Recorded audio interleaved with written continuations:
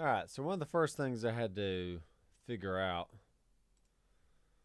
was how to get the routing, where I could hear audio, especially playing back from the computer. So when you go into if you're on a Mac, which I am, you have to go into your audio devices. You can see the built-in input, output, and then the Studio Live automatically shows up. So it's pretty much plug and play, which is great.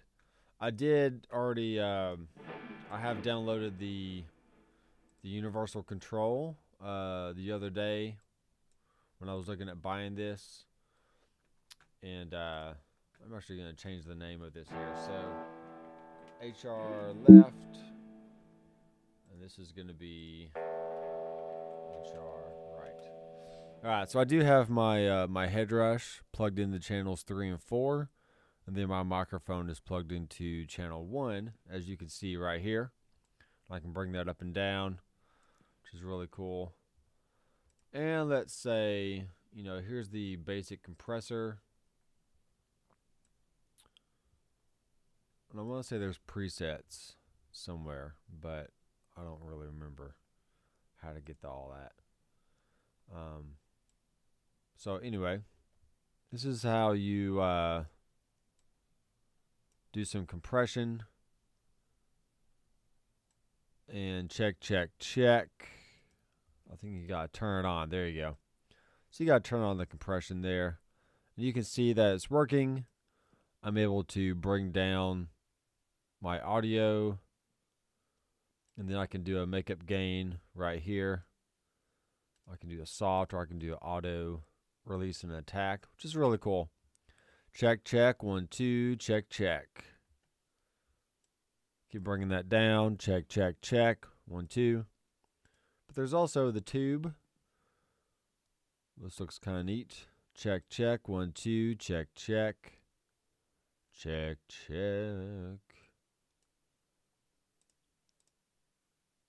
And I'm not really seeing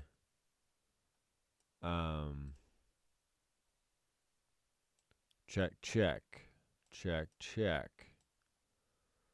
So that's definitely the gain. I don't know how to use this yet. It's fine. Here's the equalizer you can use to boost or cut mid frequencies. There's the lows.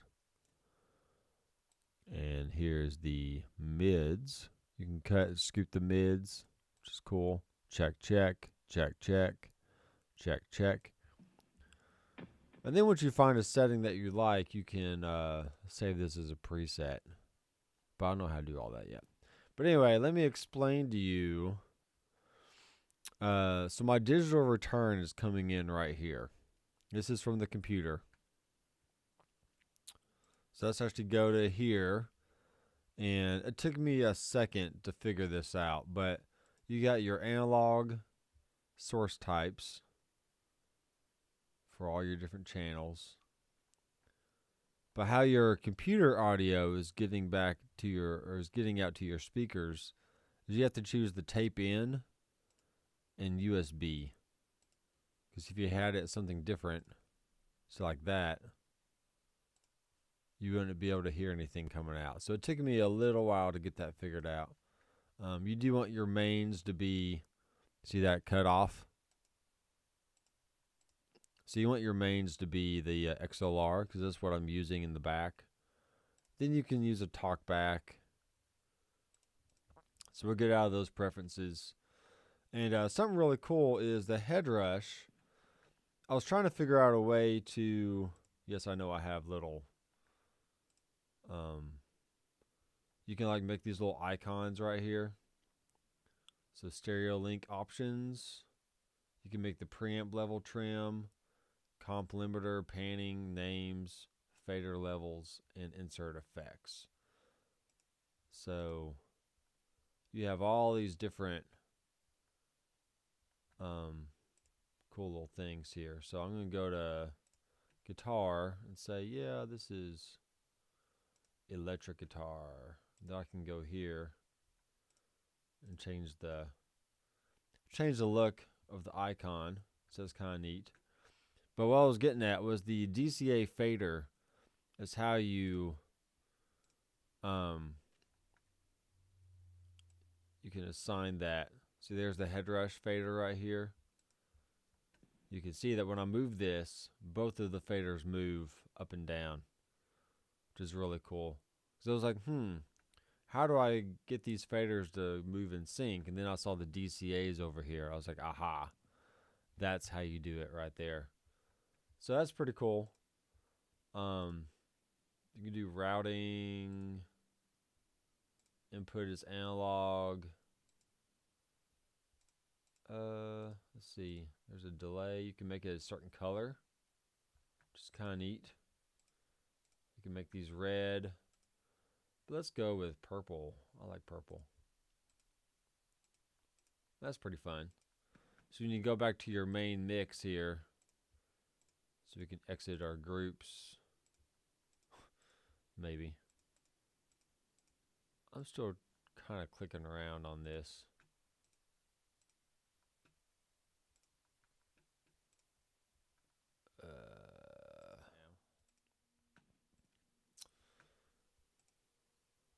Okay, so that's how you get to the other routing stuff. So you can go to routing.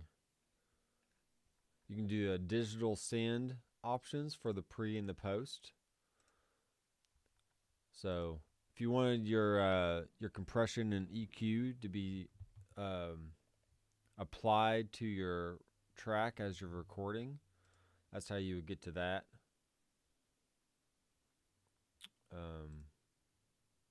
What does this do?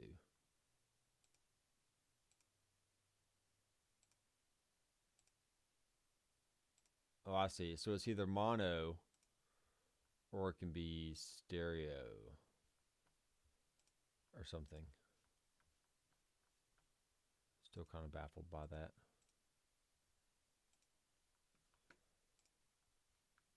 Okay.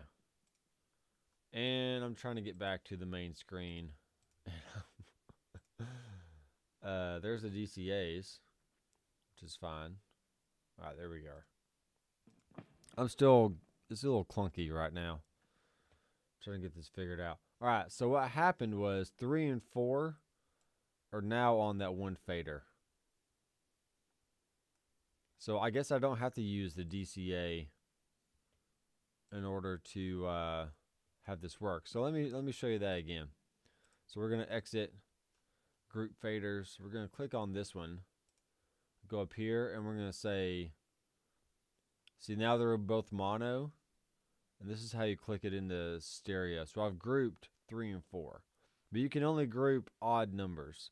So right here, I could go in and group 1 and 2, then I can group 5 and 6, and then just use that one fader to go up and down. All right, so I'm glad I got that figured out, because that was kind of, I was like, how do I do this? How is that possible? All right, so there's 3 and 4. So I don't have to use the Headrush fader anymore. I can just go bam. Then I can control that individually. And then if I wanted to control, let's say, let's say all these were drum buses or something. So let's say I had all these tracks being drums. So I could group all these together. I could do my mix and go over to, say, DCA. I can edit. And then I can call these drums right here. And say, yeah, we're done. So that's cool. Now I can control the drum bus with all that. So that's how you do that. And that's pretty neat. So I can go here.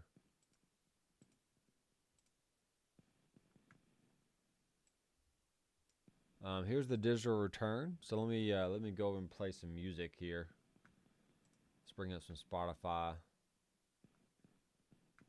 And I'll play one of my songs, because it won't be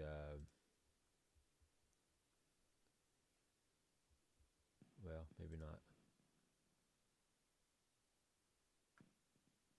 play some Lance Allen.